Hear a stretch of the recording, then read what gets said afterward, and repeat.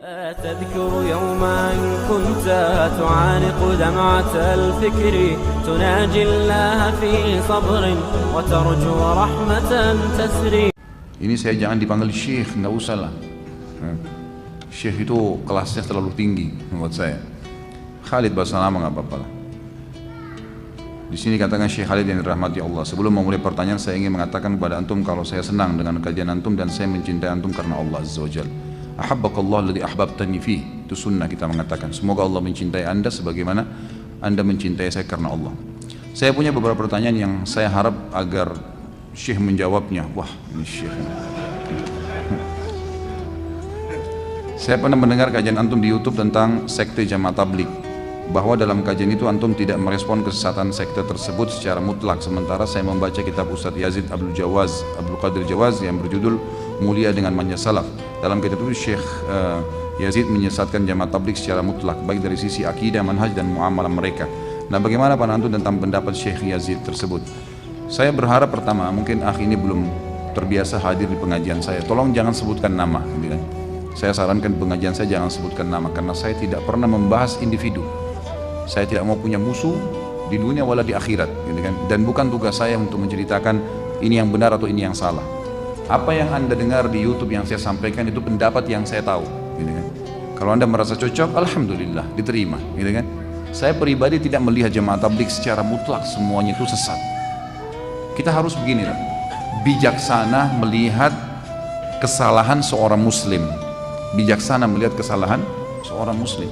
Bayangkan kalau setiap orang yang bertolak belakang dengan pendapat kita, kita sesatkan. Coba bayangkan. Masa surga hanya dimasukin oleh kita saja segelintir orang, gitu kan? Kalau bahasa saya kadang-kadang sama teman-teman yang suka nyalain, saya tidak bicara tentang beliau. Beliau adalah seorang ulama yang sudah dikenal di Indonesia insya Allah.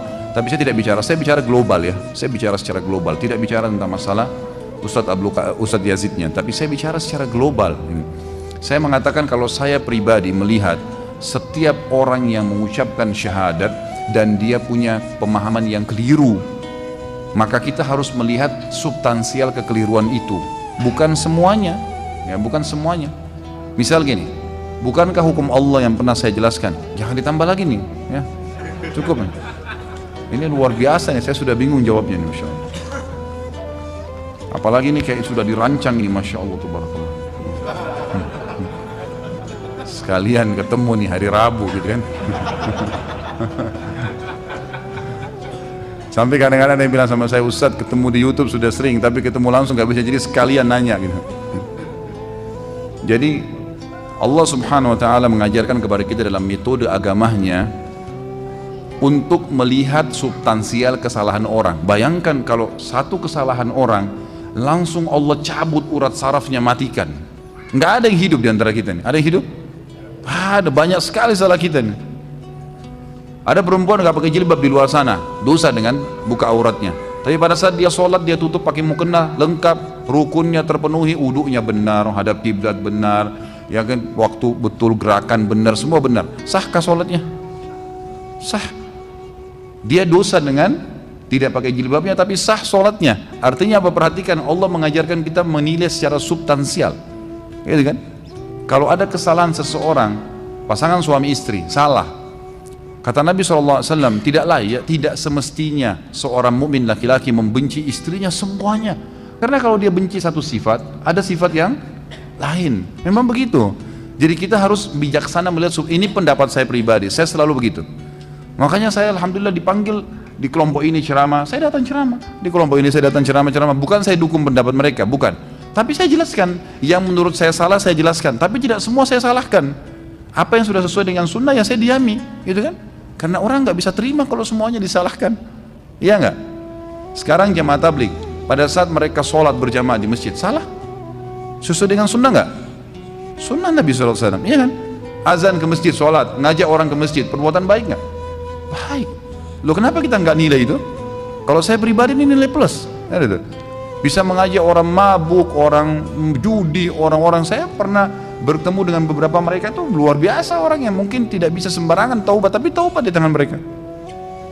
Masuk ke masjid, ini perbuatan positif.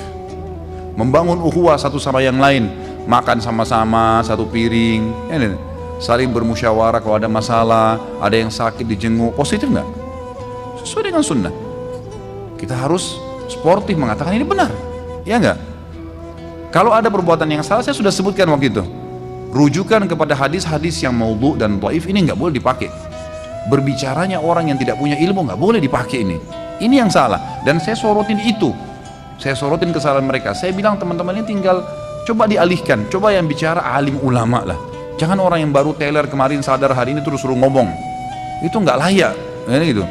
Nggak boleh orang bicara begitu. Harus orang alim yang faham ilmu. Ada di antara mereka hafal Quran, ada di antara mereka para ulama. Silahkan bicara. Itu saya pribadi dan saya melihat ini bijaksana, gitu kan? Karena umat ini sekarang memang lagi banyak bersekte-sekte ini. Dan saya lihat ini adalah lahan dakwah kita, ya gitu. Bagaimana kita mendakwai mereka? Apa yang benar kita dukung, apa yang salah? Ya, masya Allah. Udah stop. Tolong. Ini istri saya mau ke dokter, saya mau ngantar sebentar. Jadi kita coba lebih sportif melihat ini, ya. Lebih kolindon, lebih kita memiliki pikiran yang lebih jauh luas ke depan, ya. Bisa menangkap dakwah supaya dakwah sunnah ini memang bisa diterima oleh semua orang. Ya. Kalau setiap orang sesat, kamu di neraka, dia ini siapa ini orang, masa semuanya saya salah gitu kan? Kan tidak mungkin, orang ada baiknya. Yang baik kita dukung, yang salah kita luruskan. Insya Allah orang bisa terima tuh. Kalau saya pribadi, maka saya tidak tahu kalau beliau memukul rata semuanya itu Allah, hak beliau, terserah saja, itu kan dia gitu kan. Kalau saya pribadi nggak melihat itu, saya pribadi dan sebatas ilmu saya tentunya. Bagaimana hukum memberi nama anak dengan nama-nama malaikat seperti Jibril, Mikail, Israfil, Ridwan dan seterusnya, Zabaniyah dan yang lainnya sebagai bentuk kecintaan kita kepada para malaikat, sebagaimana kita menamai anak kita dengan nama para sahabat. Barakallahu fiik wa fiika barakallah. Jadi tidak ada, yang saya tahu ada hadis melarang kita tidak boleh memberikan nama dengan nama malaikat.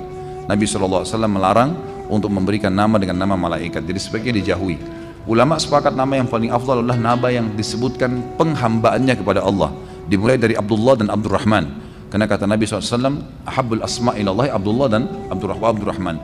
Dua nama ini. Kemudian semua nama-nama yang diikuti dengan Abdul Ghafur, Abdul Tawwab dan seterusnya, nama-nama Allah. Setelahnya datang nama para nabi-nabi dari Adam sampai Muhammad alaihi wassalatu wassalam. Adam, Yunus, Saleh, Shu'aib, Hud, Ibrahim, Yusuf, semuanya kita boleh pilih. Kemudian nama para sahabat banyak sekali, gitu kan? Bisa kita pilih nama-nama mereka, itu jauh lebih baik. Jadi bentuk kecintaan pada malaikat adalah dengan cara mengimani keberadaan mereka dan menghormati apa yang disuruh hormati dalam agama. Seperti misalnya hadis Nabi SAW, malulah kalian pada malaikat yang tidak berpisah dengan kalian, gitu kan? Kecuali kalian sedang di WC atau sedang berhubungan biologis. Jadi memang kita disuruh hormatin. Lalu dalam hadis lain kata Nabi SAW, malaikat terganggu apa yang mengganggu manusia dari bau busuk dan seterusnya, itu malaikat tidak suka. Pemandangan-pemandangan yang tidak nyaman. Jadi kita lakukan yang ada dalilnya, tapi yang memberikan nama Allah alam setahu saya sebaiknya jangan. Saya pernah mendengar kalau perhiasan ahli neraka itu dari besi. Nah, bagaimana hukum memakai cincin akik yang terbuat dari besi putih dan semisalnya? Saya tidak pernah tahu kalau ahli neraka ada perhiasannya. Allahu alam. Selama ini saya selalu bahas tentang masalah neraka. Saya tidak pernah tahu kalau ahli neraka ada perhiasan. Yang saya tahu malah mereka penuh dengan azab, gitu kan? Azab, dan yang ada itu dalam hadis disebutkan harta yang mereka tidak keluarkan atau harta haram atau harta yang tidak dizakatkan itu akan berubah menjadi timah panas yang akan ditempelkan, disetrikakan di tubuh mereka, itu ada. Tapi kalau perhiasan seperti kasus cincin, gelang, ini saya tidak melihat ahli neraka ada memiliki itu. Allahu alam ya, mungkin sebatas ilmu saya. Jadi yang saya tahu tidak ada itu. Dan kalau laki-laki menggunakan perhiasan dari perak dibolehkan. Ya, Nabi SAW berkata dalam hadis Bukhari kepada seorang sahabat yang ingin menikahi seorang sahabiat yang sedang ada menawarkan diri kepada Nabi SAW, kata Nabi, iltamis walau khatam min hadid, coba kau pulang cari walaupun cuma cincin perak. Yang saya tahu perak dibolehkan, tapi kalau emas tidak boleh bagi laki-laki, gitu kan? Allahu a'lam, ini yang saya tahu.